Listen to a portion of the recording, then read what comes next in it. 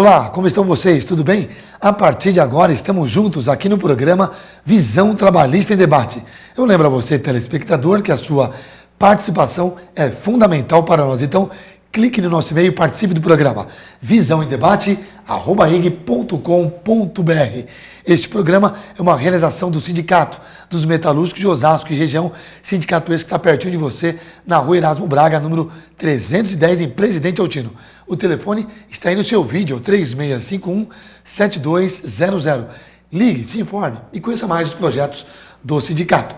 O programa Visão Trabalhista em Debate agora está disponível na internet, isso mesmo. Você pode acessar através do www.sindimetal.org.br. Clicando na página do sindicato, você vai poder assistir esse e outros programas da nossa grade e, além de, claro, poder acompanhar as matérias que são preparadas com exclusividade a você, trabalhador e trabalhadora. Participem, além de, claro, do site do sindicato, você também pode acessar o site da TV Osasco e também pelas redes sociais do YouTube.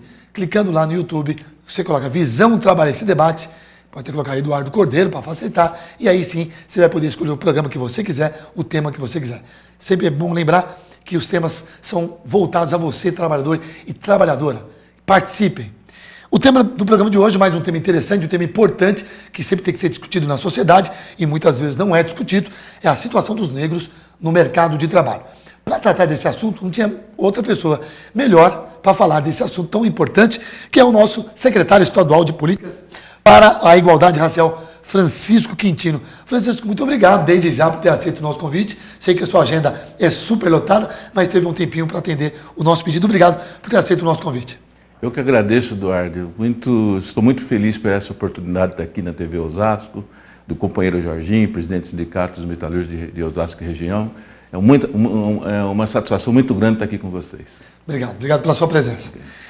Eu começo perguntando ao senhor qual a avaliação que o senhor faz por fazer sobre a questão do racismo e preconceito no mercado de trabalho contra os trabalhadores negros. Que balanço que você pode nos dar agora? Olha, se nós compararmos os últimos 10 anos, houve avanços bastante importantes do ponto de vista econômico. A economia do país nos últimos 10 anos houve um crescimento. Naturalmente estamos passando por um momento de preocupação agora, né? Mas se avaliarmos os últimos 10 anos, a gente observa que houve alguns avanços, de modo geral, na economia. E, consequentemente, um percentual de negros e negras na sociedade também acabou tendo um espaço de crescimento. Mas, no entanto, não, Eduardo, não é proporcional à questão da desigualdade que aconteceram desde a questão da libertação dos escravos no Brasil. Né? Há uma demanda de desigualdade muito grande, né? O país é uma das principais economias do planeta, mas, no entanto, é uma das piores distribuições de renda do planeta. E, consequentemente, isso atinge diretamente os negros por conta desse regime de escravocrata que teve no país. Né? Naturalmente que tanto nós, do movimento sindical, quanto o movimento negro brasileiro, a gente sempre discute a questão de políticas, de ações afirmativas, as políticas de inclusão, com foco ligado à questão racial, e nós continuamos nessa luta, porque, embora, como eu disse, houve um avanço importante nos últimos anos, mas ainda a diferença, a desigualdade que atinge diretamente a base da pirâmide, está lá um percentual altíssimo de negros e negras. Essa discriminação é histórica no nosso país, infelizmente, né?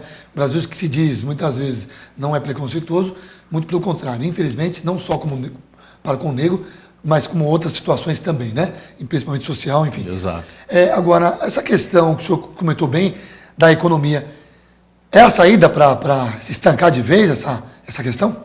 Olha, eu acredito que há um espaço importante, até porque se a gente lembrar que recentemente a presidenta Dilma sancionou a lei que torna 20% de vagas no Serviço Público Federal destinado a negros, né? É um avanço importante. Agora, importante enquanto lei. O que nós queremos agora é comprometimento de qualquer um desses que estão aí na discussão das eleições de 2014, os presidenciáveis, qualquer um deles, que queiram assumir de colocar essa lei que foi assinada recentemente na prática, para que a gente consiga observar dentro do Serviço Público Federal, ao olhar essa questão dos espaços, a gente consiga enxergar 20% de negros visualmente, né? A gente enxergar. Tá. Porque não basta ter a lei e a lei ficar engavetada. E não ser cumprida, é verdade. Agora, se nós estamos passando por um momento de preocupação com a economia, e eu não entendo que isso seja um momento de retrocesso, economicamente falando, eu acredito que há espaço para ajustes, quando eu falo isso, eu falo de forma geral, né?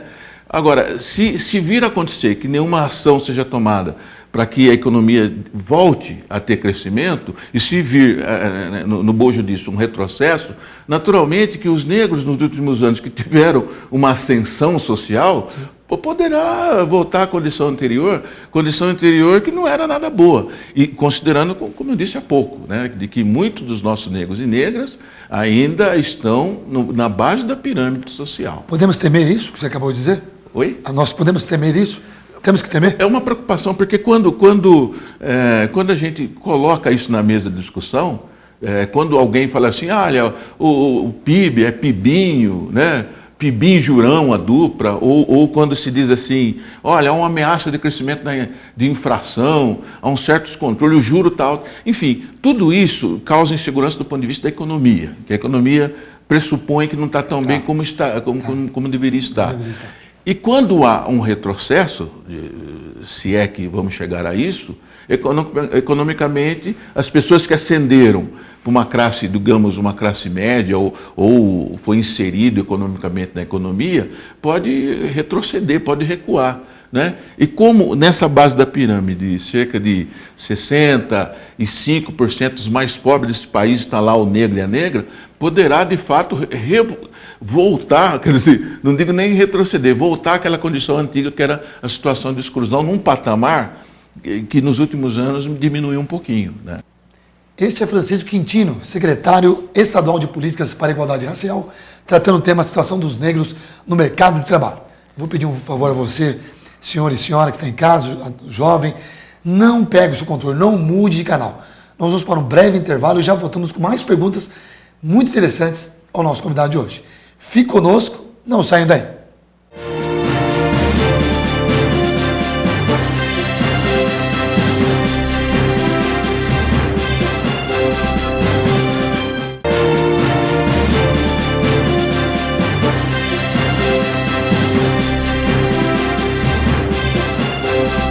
Já estamos de volta com o programa Visão Trabalhista Debate. Lembrando a você, telespectador, que a sua participação é fundamental para nós. Clique no nosso e-mail, participe do programa visãoemdebate@ig.com.br. Meu convidado de hoje é o Francisco Quintino. Ele é secretário estadual de Políticas para a Igualdade Racial, tratando o tema situação dos negros no mercado de trabalho. Francisco, queria que você desse uma explanada também na questão da situação da mulher negra. Ela ainda é mais crítica nesse quesito? Eduardo, lamentavelmente, quando nós identificamos na escala das exclusões e de preconceitos, discriminações de várias formas, economicamente principalmente, a mulher negra ela vem, infelizmente, no último degrau dessa questão da valorização, né? As mulheres, de forma geral, as mulheres estão buscando seu espaço na política, no mercado de trabalho, e avanços importantes têm acontecido, né? Hoje, inclusive, nós temos uma presidenta da República, mulher, né?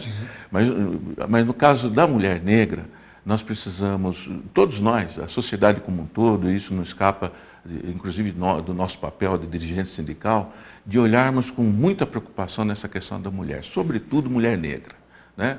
Porque a mulher negra ainda continua em seu maior percentual empregada doméstica, não que empregada doméstica não deva ter sua valorização, mas eu digo em termos de carteira assinada. Por exemplo, recentemente foi aprovada uma lei onde reconhecia a questão das domésticas, né? Mas está engavetado, ninguém ainda fechou aquela questão da legalização das empregadas domésticas, né? Isso é uma questão que nós, do movimento sindical, devemos nos preocupar muito com isso, né?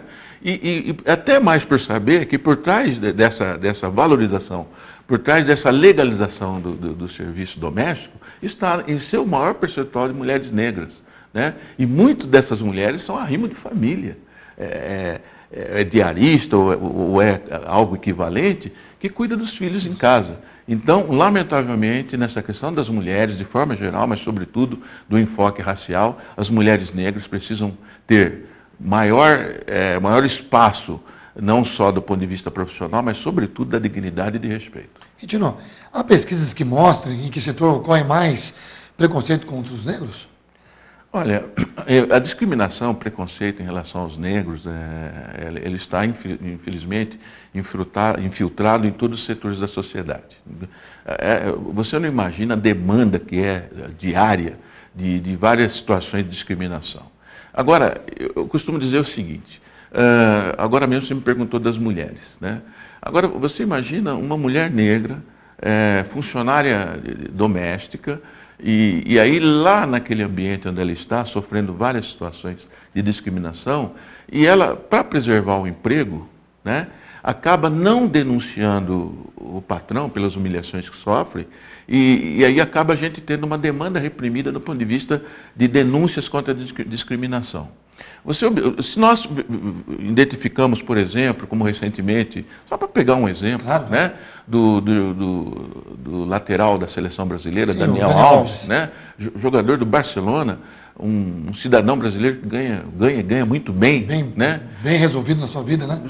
Sofrer a situação que ele sofreu, agora, e tem toda a visibilidade que tem. Agora você imagina a pessoa que está lá sem ter visibilidade, sem ter nenhum tipo de acompanhamento, o quanto nós temos em termos de demanda reprimida da questão da discriminação. É uma situação complicada que temos que ver com muita atenção, com muitos olhos, né? A partir do momento que feriu a dignidade de uma pessoa, aí você já está entrando num outro campo que temos que correr atrás e ver o que pode ser feito. Porque no Brasil, o pessoal fala, sou branco. Passou das 6 no nosso país, é boa noite. Então, vamos pegar nossos antepassados. Ver. Então, muita gente fala, sou branco. Brancos são os alemães que estão na Copa aí, os holandeses. Eles podemos dizer que são brancos, né? Né? Tem muito disso, tem muita mascaração, muita máscara, né? Exato. O pessoal se engana, eu sou branco. Branco não. Que branco do quê? Eu sou filho de irlandês. Né? Aliás, vira até uma chacota. Aliás, eu recomendo, Eduardo, é muito importante isso que você está dizendo, eu recomendo, inclusive, quem tem acesso à internet e tal, procurar um vídeo do Chico Buarque de Holanda, quando ele fala de racismo, que ele vai bem nessa direção que você disse. O Chico Buarque, dentro daquele vídeo, ele pergunta quem que é branco nesse país. Ele dá 2 ou 3 exemplos de que supostamente seria branco, porque ele, por exemplo, não se coloca como branco no vídeo onde ele comenta sobre racismo. Valeu a dica aí. Valeu. Fica a dica para os nossos telespectadores.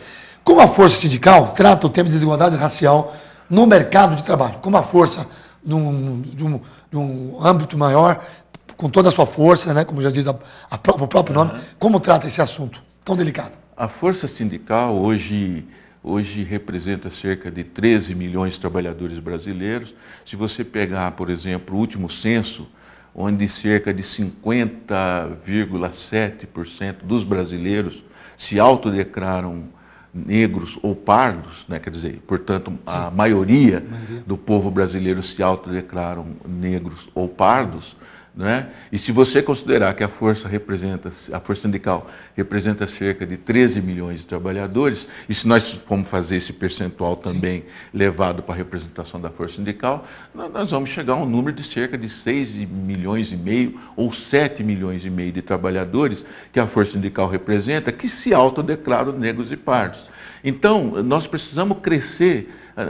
A preocupação da força sindical hoje é essa, de crescer na questão dessa reflexão, do papel que a central sindical pode fazer, sobretudo para ampliar as questões do que diz respeito às cláusulas de convenções coletivas, porque são demandas que não são fáceis, porque quando você senta, enquanto bancada representante dos trabalhadores, que você vai negociar com a bancada de patronal, normalmente a bancada patronal diz o seguinte: olha, você está dizendo uma coisa que na minha empresa não tem. Não acontece. Nós não temos problema de discriminação nem racismo. O primeiro problema é convencer o outro lado da mesa que há uma demanda de injustiças históricas que precisam ser colocadas na mesa e tentar encontrar o equilíbrio social através de uma suposta reparação. Então a força sindical está preocupada e tem esse papel de procurar buscar os caminhos e mecanismos que nos leve a gente amadurecer essas questões e avançar no caminho dessa busca por equidade, né? Legal. Situação dos negros no mercado de trabalho é o tema do programa de hoje, recebendo aqui hoje, com muita honra, o secretário estadual de Políticas para a Igualdade Racial, Francisco Quintino. Você pode participar do programa, como já havia dito, através do nosso e-mail, visãoemdebate@eg.com.br. Não mude de canal, nós vamos para um breve intervalo e já voltamos em 30 segundos.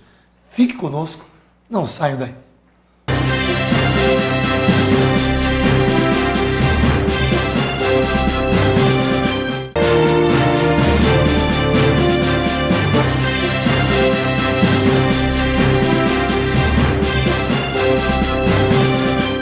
Já estamos de volta com o programa Visão Trabalhista Debate. Eu falei para você que era rapidinho o intervalo, 30 segundos.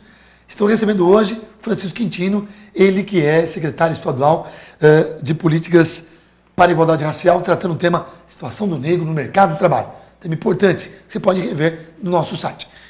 Francisco, como está a inclusão deste tema tão importante nas convenções coletivas?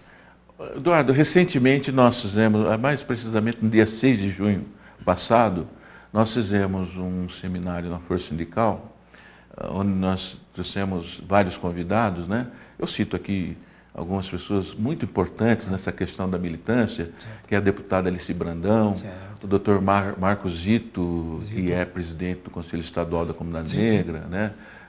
O Frei Davi, que é o coordenador da Educafro, a doutora Carmen Dora Freitas Ferreira, que é presidente da Comissão da Igualdade Racial da OAB do Estado de São Paulo.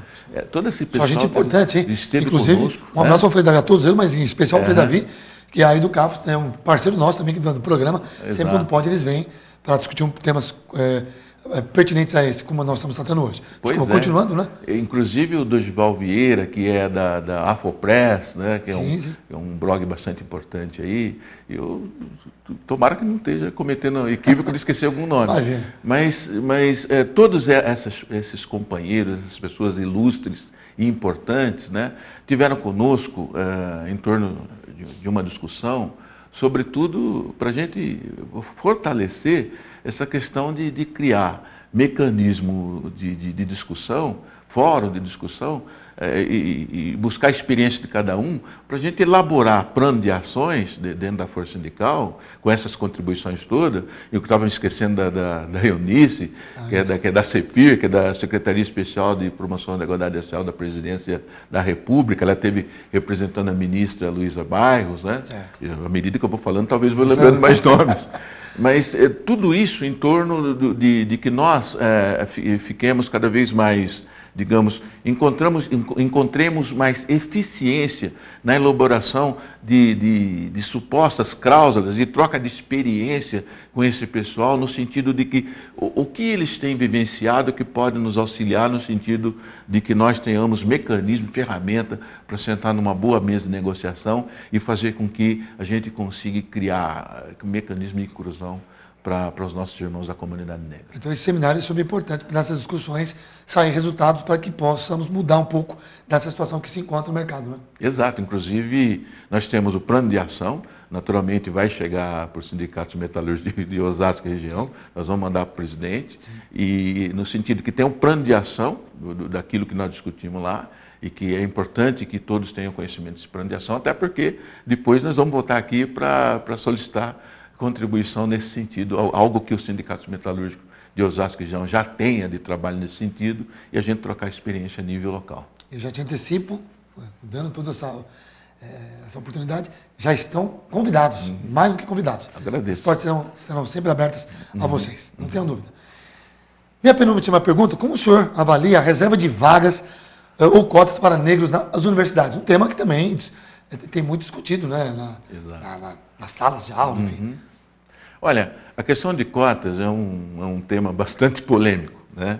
Eu costumo dizer que, primeira coisa, eu não sou totalmente favorável a cotas, né? Tá. Mas, no entanto, como eu disse, existe uma demanda aí de exclusão, de marginalidade, que jogaram os nossos irmãos da nossa comunidade para ficar à margem da sociedade em termos de economia. Sim. Né? Quando se fala em ascensão social, não sei o quê, a gente pega esse tempo, esse período, desde 1888 até 2014, nós vamos ver que pouco ou nada avançou. E se a gente analisar que a Lei Áurea ela tinha 2 artigos somente, que um era a libertação e o outro era falando que estava extinta qualquer disposição em contrário, agora não teria que ter o 3º artigo, por exemplo, inclusão no mercado de trabalho, garantir educação, né? Isso não tinha lá. E aí uma outra questão legal que logo depois aconteceu, não foi muito tempo depois, até para enquadrar os nossos antepassados negros, foi a questão da lei da vadiagem. Foi a questão de se encontrar negro perambulando, a lei da vadiagem, qual era o sentido? Encontrou negro na praça, não sei o quê, prende, porque está ferindo a questão da lei da vadiagem. Eu quero saber de lá até aqui, com exceção recente do presidente Lula sancionou o Estatuto da Igualdade Racial em 2010, que eu estive lá no Itamaraty no dia dessa cerimônia. E como eu disse, há cerca de 15 dias atrás, a presidente Dilma assinou a questão de reserva de cotas do Serviço Público Federal. Se a gente pegar tudo isso, o que aconteceu mais recentemente, e olhar dali para trás, nós vamos ver que praticamente nada foi feito em termos de inserção.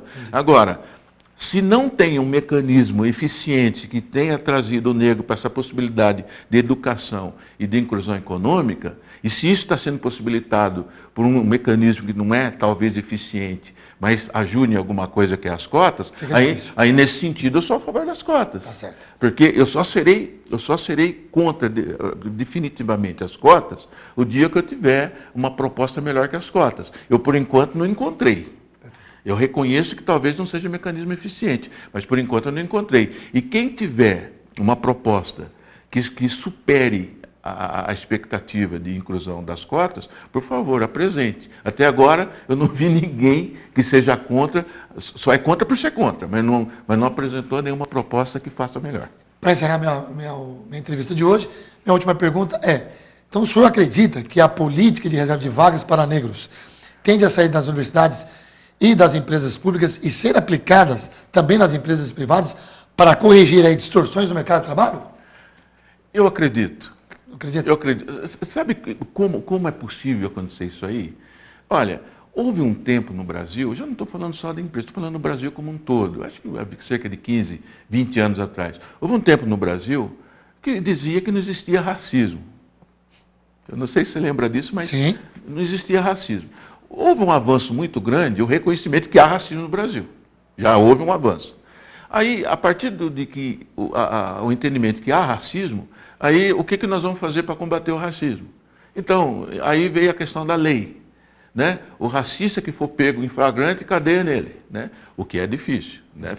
Porque a pessoa pode falar, casos, né?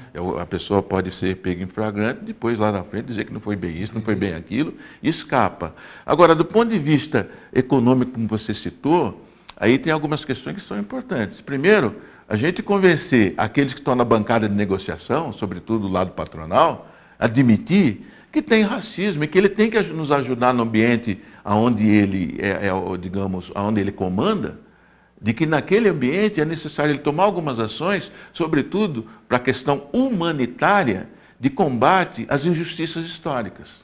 Aí, nesse sentido, eu acho que se houvesse esse nível de conscientização, não é pena, não é dó, não é isso que nós estamos buscando. Não, sim. Nós estamos buscando respeito e dignidade. Claro. Né? Direitos iguais. Quando você, vamos pegar o jogador do Cruzeiro lá, quando sofreu aquele ato de racismo, qual é o nome dele mesmo? Eu já vou lembrar, o meio de campo lá. Me fugiu o nome dele. Sim, já vou lembrar. Mas de tranças, né? Mas quando ele chorou, veja bem, cara, a questão do preconceito e o racismo é tão grave que agride a pessoa no seu íntimo, a ponto da pessoa ir às lágrimas, né? Como é o caso daquele juiz que encontrou banana em cima do carro dele. Do Rio de Janeiro, sim. Né? Então, lá no ambiente do trabalho, assédio moral, essa modalidade de assédio moral, essa discussão toda, agora você imagina, se tem assédio moral contra a mulher, já não estou falando de mulher negra, estou falando da mulher como a mulher que sofre assédio sexual no ambiente do trabalho. Né? Agora você imagina em relação ao negro. Né? Se o patrão não admite que tem uma situação dessa, e a gente precisa avançar nessa discussão. É uma vergonha. E se dependendo de nós, vamos sempre discutir aqui, trazer mais informações para que nós possamos extinguir, de fato, erradicar esse mal que existe aí no nosso país e está dentro de nós, muitas vezes, né? Está dentro de nós. O racismo tem que ser abolido. Não existe mais, pelo amor de Deus. Olha o século que nós estamos vivendo e ainda se discute uma questão lá de trás da história. Realmente é ridículo, né? É ridículo. Uma vergonha, uma vergonha. Eu esqueci o nome do jogador do Cruzeiro, mas eu prometo a vocês que eu cito no próximo. Eu sei que ele jogou no Internacional, um ótimo jogador de meio de campo, e agora está no Cruzeiro de fato. Eu não lembro, realmente não vou lembrar o nome, olha que eu gosto de futebol. Infelizmente estamos chegando ao final do nosso programa. Quero agradecer a presença do meu convidado, que esteve aqui conosco, é o Francisco Quintino, ele que é secretário estadual de Políticas para a Igualdade Racial, que tratou o tema Situação dos Negros no Mercado de Trabalho. Obrigado pela tua presença, seja sempre bem-vindo aos estúdios da TV Osasco. Eduardo, muito obrigado, um abraço a você, um abraço ao nosso presidente do Sindicato Metalúrgico de Osasco e região, um abraço a toda a região de Osasco. Já morei aqui, morei em Novo Osasco, Jardim de Abril, hoje eu estou com 56 anos, mas na época eu tinha 10, 12 anos de idade, Jardim de Abril, conheço bastante essa região, não atualmente, porque tenho vindo um pouco para esse lado aqui. Mas, de qualquer forma, muito obrigado, Deus abençoe a todos, estou Amém. À disposição sempre que precisar, conte comigo. Amém. Deus abençoe o senhor também nessa tarefa árdua que o senhor tem.